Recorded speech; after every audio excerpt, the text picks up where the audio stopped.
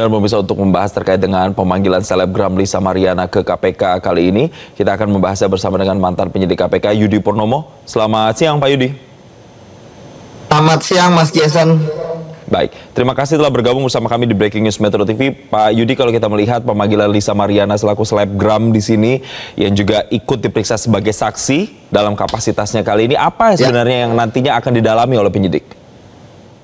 Ya, berdasarkan dari strategi ya yang kita analisis dari penyidik ya terkait dengan kasus ini, kita tahu bahwa kasus ini kan perkara pokoknya adalah adanya dugaan korupsi yang merugikan keuangan negara sebanyak 222 miliar.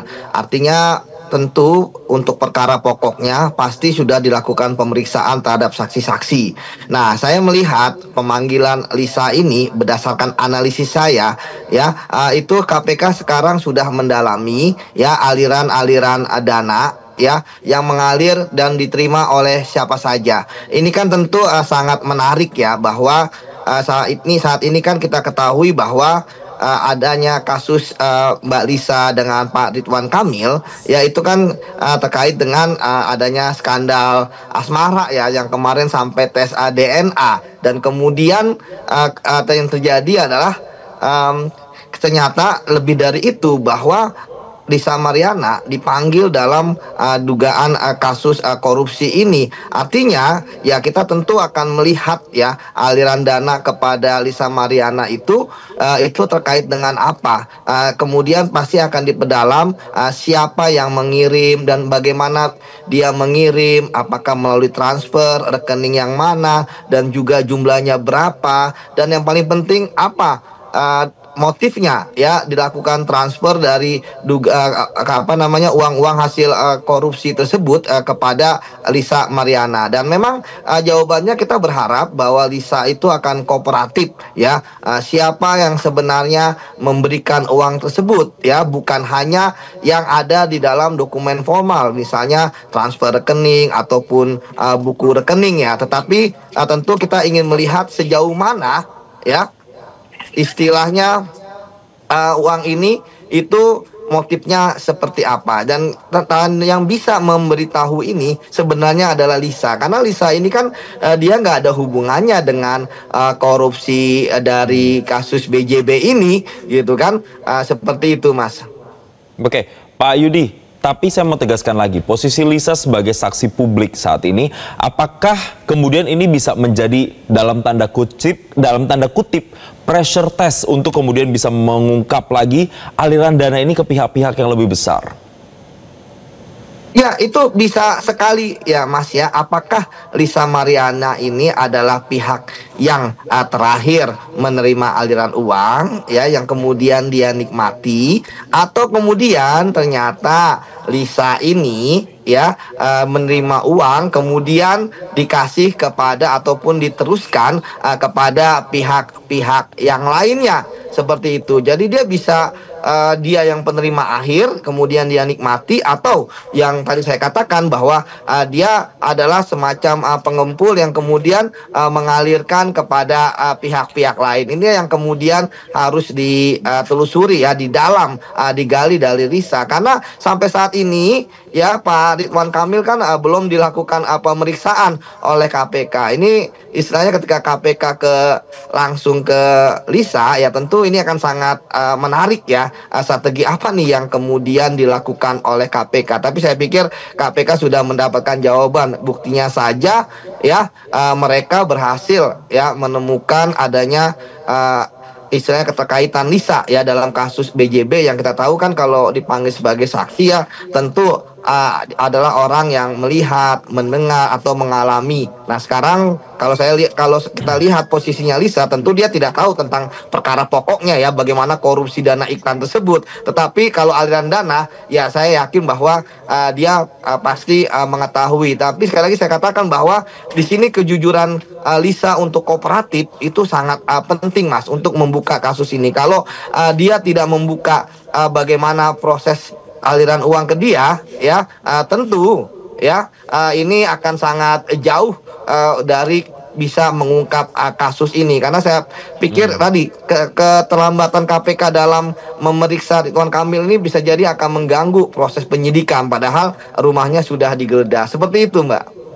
Oke, kalau melihat pernyataan Lisa sempat mengatakan tidak mengetahui nantinya akan diperiksa atau ditanyai soal apa. Sejauh pengalaman Anda, apakah ini hal yang wajar ketika seorang dipanggil menjadi saksi, dia tidak mengetahui konteksnya, atau sebenarnya seharusnya sudah dikasih tahu terlebih dahulu konteksnya, nanti diperiksanya akan sebagai apa dan apa saja nanti yang kasus yang akan didalami? Ya, bisa jadi memang benar dia tidak mengetahui ya, Mas ya. Tapi ya tentu nanti kan penyidik akan memberikan data-data kepada Mbak Lisa ya, apakah kemudian dalam bentuk transfer, apakah dalam bentuk dokumen-dokumen lainnya, yang tentu bisa jadi Mbak Lisa ini bisa mengingat, oh ternyata ada transfer sebesar ini, oh ada jumlah aliran dana sebesar ini ya, yang kemudian dia nantinya ya akan mengingat dan kemudian menyampaikan kepada penyidik. Karena tadi saya katakan kalau untuk perkara pokok ya tentu dia tidak mengetahui, dan itu clear Mas. Ya, dia tidak mengetahui mengenai perkara pokoknya, yaitu korupsi dana iklan ini. Tetapi tadi ya ada aliran dana yang diduga ya mengalir ke Mbak Lisa ini yang ingin diperdalam oleh penyidik ya. Siapa yang mengirim, bagaimana cara dikirim, ya siapa yang sesungguhnya ya memerintahkan untuk mengirim tersebut, berapa besarnya, seperti itu, bagaimana cara mengirimnya, dan kemudian uang tersebut digunakan sebagai apa. Jadi nggak masalah kita kalau Mbak Lisa mengatakan tidak tahu ya, tapi tentu terkait dengan aliran dana ya itu yang akan ditelusuri oleh penyidik ya. Siapa tahu nanti beliau ketika ditunjukkan dokumen oleh penyidik itu bisa mengetahui ya, oh ternyata ini toh gitu ya. Karena bisa jadi benar Lisa ini tidak mengetahui ya, tapi sebenarnya dia sudah mengalami gitu. Nanti akan diingat-ingat lagi dan akan diperjelas lah oleh penyidik, Mas. Oke. Soal aliran dana tadi Pak Yudi sempat menyinggung, ini kasus korupsi BJB ini kan disebut aliran dananya masuk ke aliran dana non-budgeter. Apa itu sebenarnya Pak, aliran dana non-budgeter itu, dan bagaimana kemudian bisa membuktikan, proses pembuktiannya aliran dana ke non-budgeter ini? Jadi Mas Jason, ya bahwa kita tahu sebenarnya dalam corporate seperti BJB itu kan semua dan pendanaan, pengeluaran dan pemasukan itu kan sudah ada budgetingnya masing-masing. Tetapi ada pengeluaran yang tidak bisa dibudgeting ya, termasuk tadi pengeluaran untuk korupsi. Disinilah kemudian dibuat ya akal-akalan ya suatu pengadaan ya yang di markup, sehingga kita tahu jumlah uang yang didapatkan oleh mereka adalah 222 miliar untuk dana non-budgeter. Dana 222 miliar inilah yang kemudian mengalir kemana-mana untuk dipergunakan ya kegiatan-kegiatan yang tidak dianggarkan oleh aksi-aksi korporat. Seperti itu Mas. Termasuk ya tadi ketika ada dugaan misalnya ke Lisa ya pasti dari uang ini gitu ya, seperti itu. Nah sekarang yang menarik ya bagaimana orang-orang yang terkait dengan kasus korupsi ini yang tentu tadi saya katakan 222 miliar ini kan bisa mengalir ke mana-mana, dan tentu KPK sudah menelusuri ya dengan bantuan PPATK ya, follow the money ya, salah satunya bisa jadi ke Mbak Lisa ini. Dan ini yang kemudian ya tentu kita sekali lagi bahwa tentu bukan hanya Lisa saja ya, ke yang lain pun juga menerima. Tapi hari ini kan KPK akan memanggil Lisa, dan siapa tahu pemanggilan ini akan membuat terang ya kasus ini, seperti itu. Oke, Mas menarik Jason. tadi ketika Pak Yudi bilang modus untuk kasus korupsi ini kan seperti markup iklan begitu Pak. Nah kalau dari pengalaman Pak Yudi dalam menyelidiki kasus-kasus serupa, seperti apa biasanya pola yang dilakukan begitu Pak dalam kasus membuktikan ada selisih begitu dari markup yang dalam tanda kutip dibuat ini Pak? Ya, aksi ini sudah direncanakan dari awal Mas Jason. Jadi perusahaan-perusahaan yang kemudian terlibat dalam iklan ini sudah dikumpulkan, ditunjuk gitu ya, bahwa pengadaan sekitar 500, nanti 222 miliar ini akan menjadi harus disetorkan oleh mereka ya, menjadi milik orang-orang yang terkait korupsi BJB ini. Nah, itu jadi sangat mudah. Jadi dari awal sudah direncanakan, Mas. Jadi perusahaan iklan juga tetap dapat untung ya, menjalankan kegiatan mereka, menjalankan bisnis mereka dengan 300-an miliar tersebut, tetapi ya mereka harus menyetorkan 222 miliar ini, yang kemudian 220 miliar ini dijadikan dana non budgeter tadi bagi para koruptor ini, sehingga kemudian ya, inilah yang tadi saya katakan, ini akan dijadikan sebagai dana bancakan untuk kegiatan apapun ya, terserah oleh mereka membayar ini, membayar itu, untuk membeli aset, membeli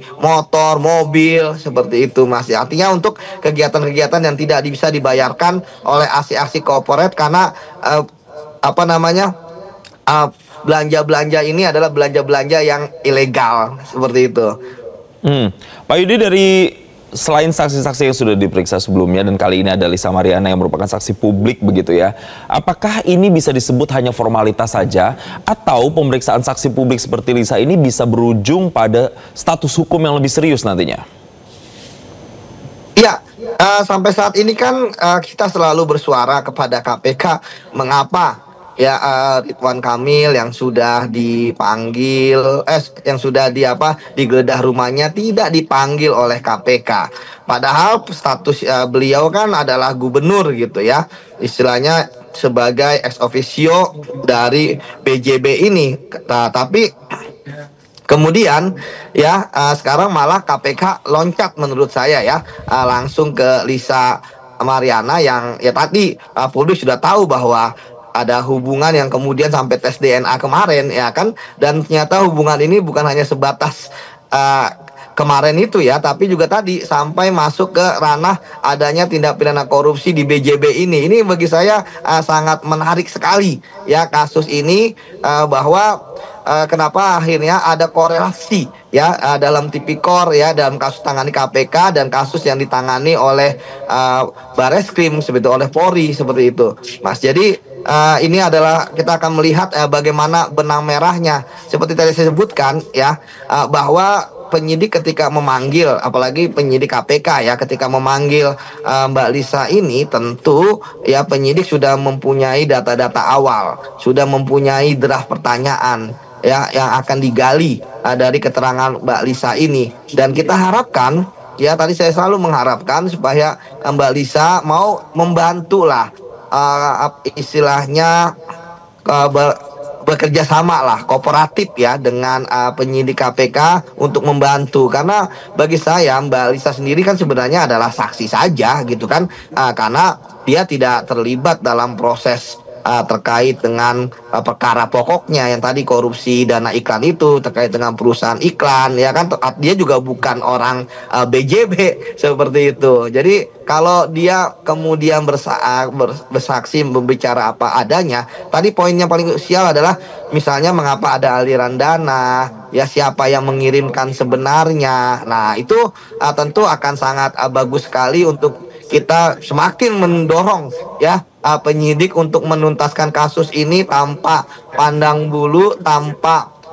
tebang pilih ya. Apalagi kita tahu bahwa kan tadi dikatakan belum dilakukan penahanan ya. Ya biasanya sih kenapa para tersangka belum melakukan penahanan, karena menunggu hasil audit ya, walaupun sudah ada ancang-ancang tadi ya 222 miliar. Bagi saya uang sebanyak itu, 220 miliar itu adalah jumlah yang besar ya, itu pasti akan mengalir jauh kemana-mana ya, tinggal keberanian KPK untuk menuntaskan kasus ini. Tapi saya percaya bahwa KPK berani ya, saya percaya bahwa pemanggilan Ridwan Kamil bisa jadi adalah strategi KPK, memang tidak saat ini dipanggil, namun ketika memanggil itu KPK sudah mempunyai data-data yang lengkap ya, sudah mempunyai hal-hal yang penting ya, sudah alat bukti dan lain sebagainya. Jadi saya berharap sekali lagi sebenarnya kasus ini tidak berlarut-larut ya, supaya tidak menjadi beban juga bagi KPK, dan ini kan juga menjadi tunggakan perkara di KPK, seperti itu, Mas. Pak Yudi, Anda melihatnya apakah kemudian pemanggilan Lisa hari ini bisa menjadi saksi kunci atau sebenarnya arahnya hanya akan menjadi saksi pendukung saja?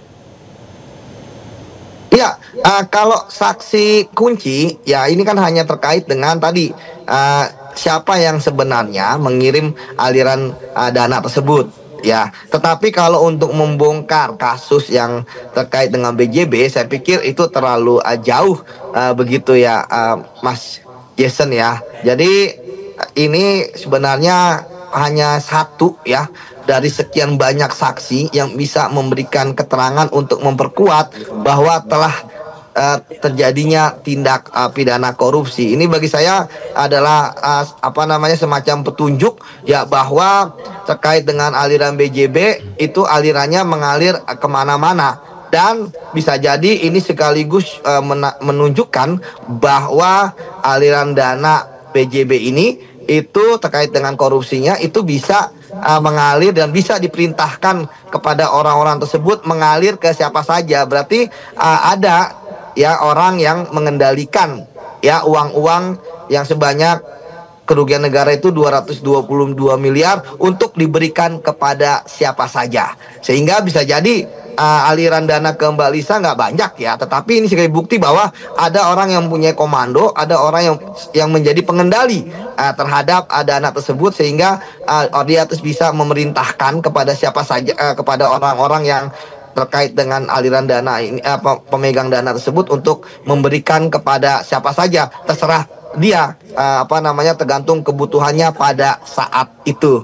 Begitu Mas Jason. Bicara skala kasusnya, Pak Yudi, Anda melihat seberapa besar peluang kasus ini, proses hukum ini akan berkembang lebih jauh, mengingat rumah mantan Gubernur Jawa Barat Ridwan Kamil saja sudah sampai digeledah? Ya, kalau sebelumnya saya nggak terlalu percaya gitu ya, KPK akan berani menindak ke atas ya.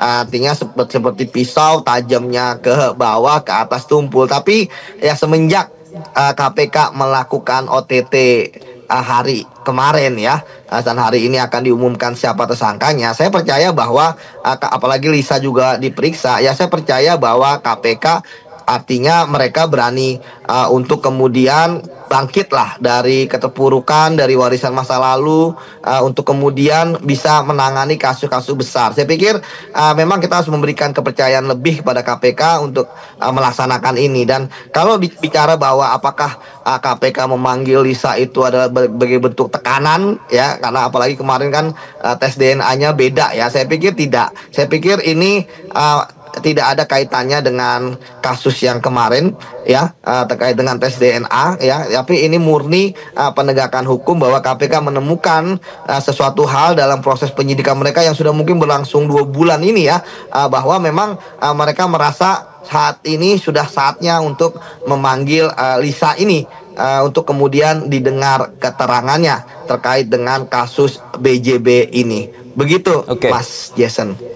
Pak Yudi, tapi apa sebenarnya tantangan terbesar bagi KPK untuk bisa membuktikan ini sampai ke akar-akarnya, agar kemudian yang sudah dilakukan mulai dari penggeledahan dan tidak hanya berhenti sampai di situ, apalagi hanya sampai di pemeriksaan saksi-saksi saja?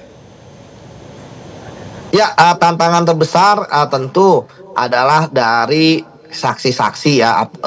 Terkadang banyak saksi Pak yang Yudi, tidak mohon mau maaf, berbicara. kami harus potong dulu. Kami mohon maaf karena saat ini jelajahi cara baru mendapatkan informasi. Download Metro TV Extend sekarang.